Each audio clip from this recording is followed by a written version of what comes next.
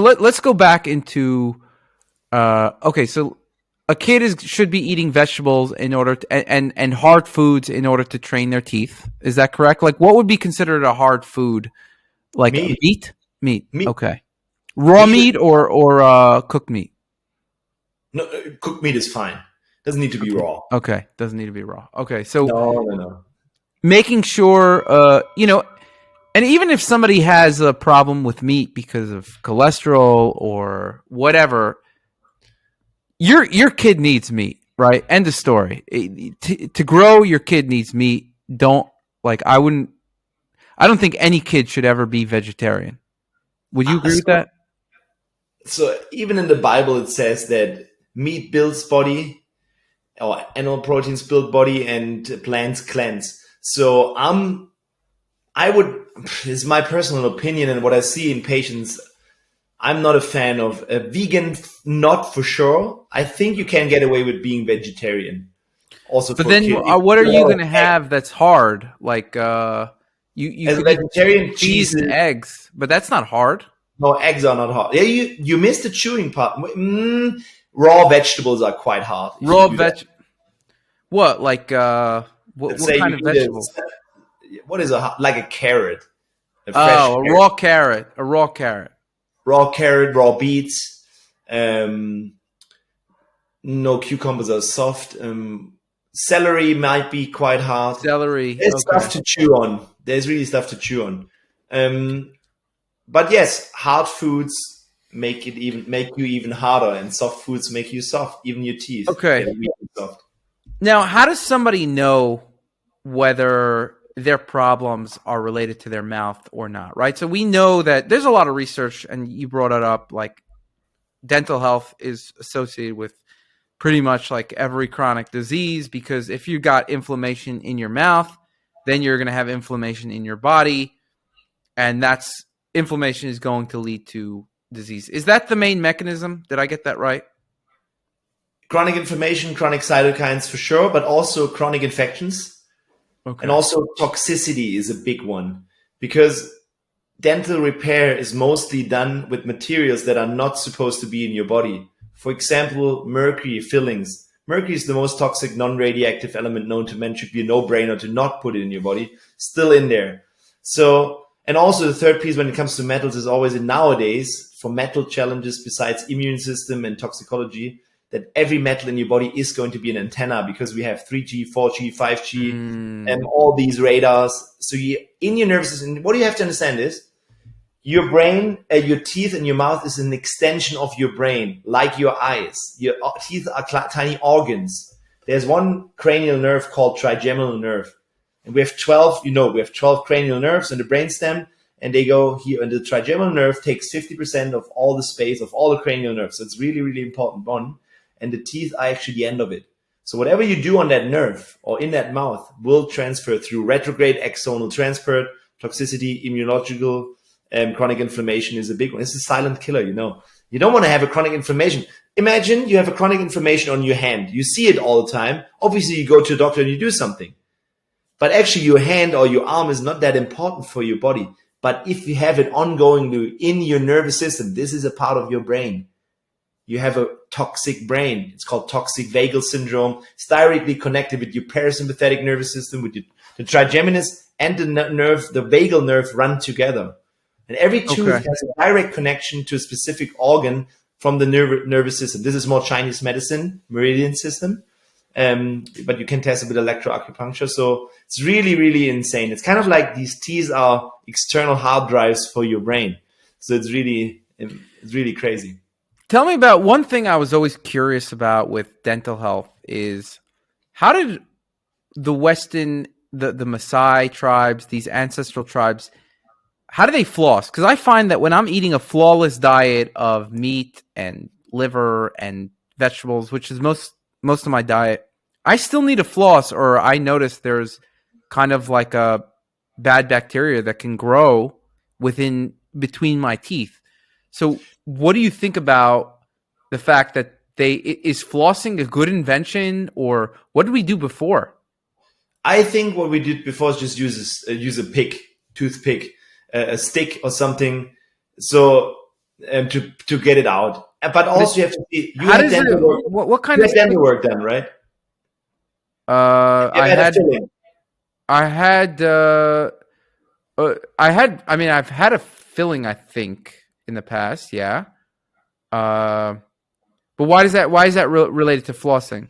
Because as soon as you change the anatomy of your teeth right next to each other and the gum inside, it can happen that food gets stuck easier in between. Because natural teeth, like I have no filling, nothing. They're tight and the gum grows up. So I barely never have anything stuck in my my teeth. That's why I personally always recommend not flossing. Why? Wait a second. You recommend not flossing? Wait. If everything is perfect. Okay. In the natural world, when everything would be perfect, you don't need unnaturally to floss. But as soon as your diet is not in check, you live in an unnatural world and you had previous dental work done and periodontitis and gingivitis, you probably need to floss.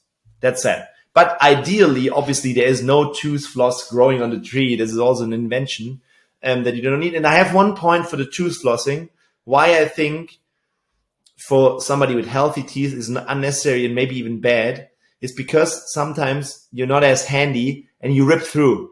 So you cut and you bleed afterwards. And you don't bleed because you're so gentle, but because you're always cutting through. And this is the same thing as you would cut your skin always open. What do you open here? It's called leaky gum. It's the same as leaky gut. You basically open your whole system because gingiva is outside body. It's tissue to protect. If you open up the barrier by cutting it all day long, bacteria go in there. And this is how they find Porphyronas gingivalis in your synovial fluid of your hip joint. So why would you do that? Yeah. Interesting. Okay, so that's really cool. So you're saying, I've never thought about that. That's pretty mind-blowing information where you're saying when we floss and we bleed, that causes the bacteria to then go in the bloodstream and cause problems. Wait, if you had, like myself, I have perfect natural gums. I never bleed, nothing. Only time I bleed is if I use a floss and rip it through because it's stuck in between and then it snatches. If I'm very, very gentle, I'm good with my hands. I can floss without ripping it open. But I know most. Do you floss every day? No, I don't even floss at all. You never floss? No. Wow. No Dr. way. Dome, the dentist, does not floss. Let's that's incredible. Wow.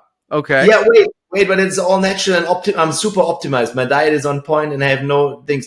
The thing is, if you're now listening for the first time to health optimization and you think this guy is crazy, and I bleed all the time. If you have a lot of inflammation in your gum right now from your diet and from all the soft food sticking there and your dental work, please floss a little bit because actually then flossing helps you against the bleeding. Understand? If you have massively inflamed chronic gingivitis, so gum disease and periodontitis, you probably need to floss right now until you're at that level where you can go back to nature. Ideally, you do not floss in nature. So if I have something stuck in between, I might use a floss, or I personally like these sticks, like the usual interdental, what is that, interdental picks, or what do you call it? The toothpicks? Toothpicks? Yeah, the wooden ones? Toothpick, yeah. Yeah, why not? The toothpick. If I have something in there, yeah, just use a toothpick. Interesting. Take it out.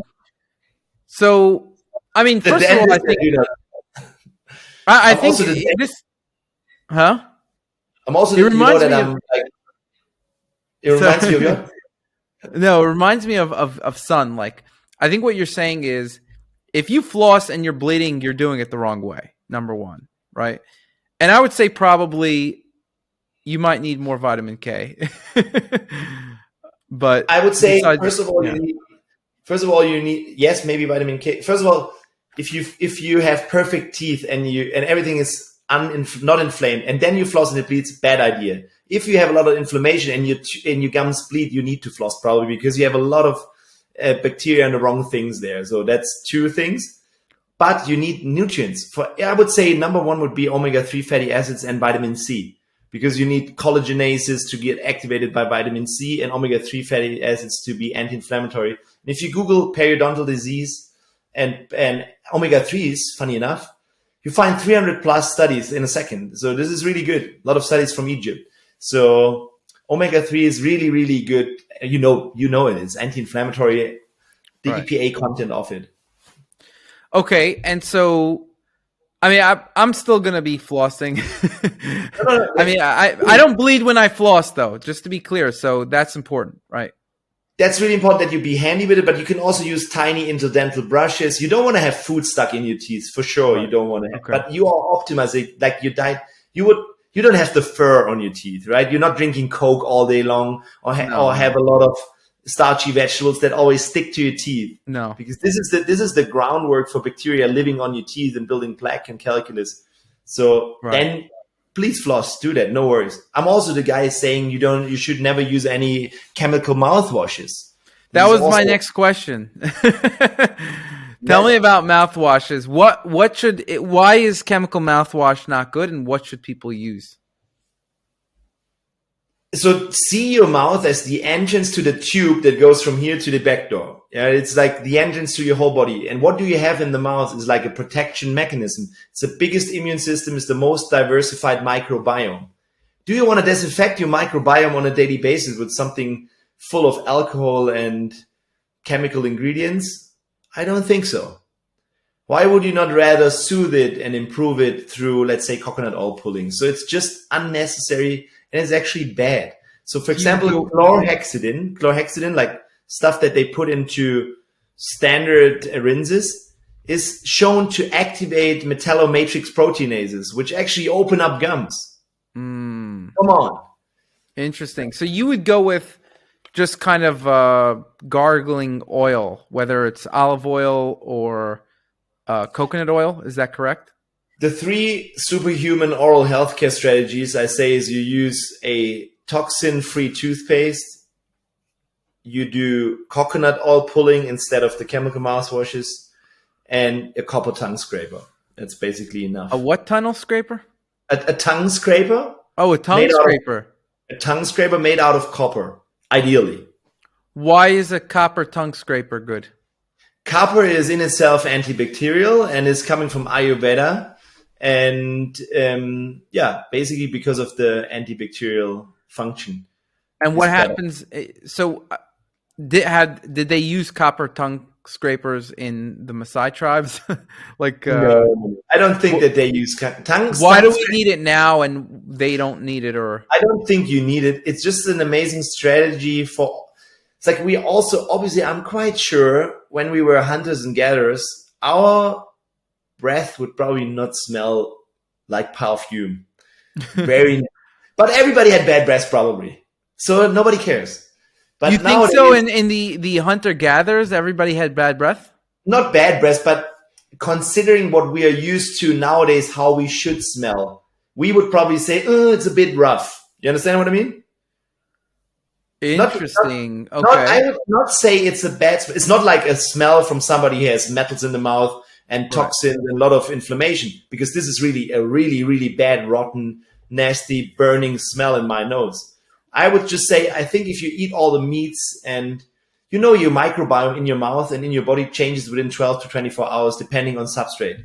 So they just have a different mouth odor to it. I think for Westerners, it maybe might smell a bit rough.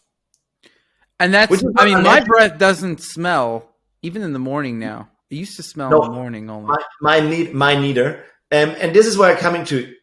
I think if you're perfectly eating healthy, you don't have all that build up. And what a tongue scraper does is basically you go to the base of your tongue, where overnight debris, toxins, bacteria reside.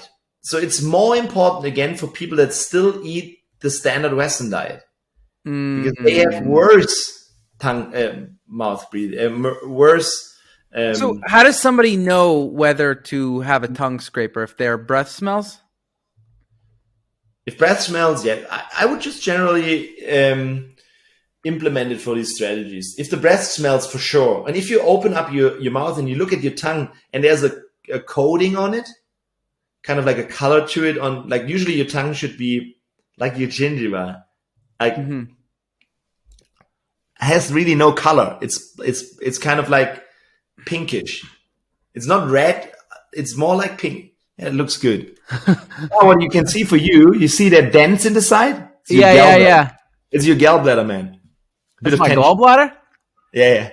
I thought my teeth were just pressing against my tongue. It's tension. Show me up. Or do this. No, that looks good. Okay. Because, for example, do you see these veins down there? You see the veins? Uh-huh. Look at these veins. Look at these veins. I don't have those veins. Everybody has these veins. You have to just press on it. If these veins get big and tense, this is also a sign of tension, liver gallbladder tension. And then also your tongue swells. Or I had patients you cannot imagine. I took out root canals or metals immediately. Like you cannot imagine it if you didn't see it. Wow. You were not able to work really because the tongue was so huge. Whoa. I take out that stuff and I tell my nurse, is this even possible? This tongue just shrank in that minute because the lymph flow was just blocked. You open it up. And this is a whole system. Same like hemorrhoids. You know hemorrhoids in the back door? This is also liver gallbladder tension. It's all tension. And funny enough, it goes in the tongue. Now, how did we get to the tongue with the tongue scraper? Okay. Yeah, the tongue. I just added, during this conversation, I just added a tongue scraper to my cart, a copper tongue scraper. So I'm on my way. And also add there's an original one and there's a copper one. Oh, I got to add the copper one. Yeah, and buy a toothpaste that is fluoride free at least and without titanium dioxide.